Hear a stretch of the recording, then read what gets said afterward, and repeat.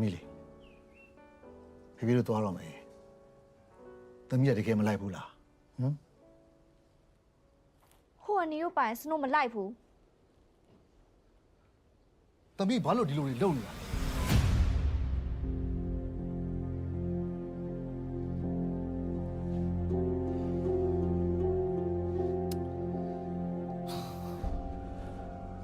sorry ပါသမီးလေးဟာဖေစိတ်နည်းနည်းလွတ်သွားလို့နော်သမီးဝမ်းမနေနဲ့နော်ဝမ်းမနေနဲ့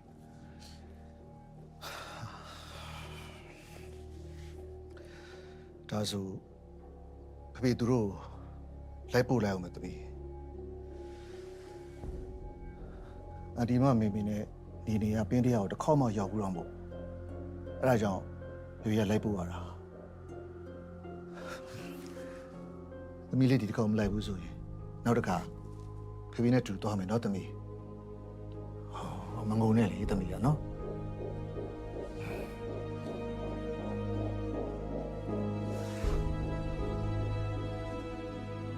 သမီးလေးသမီးကိုဖေပြောရရှိတယ်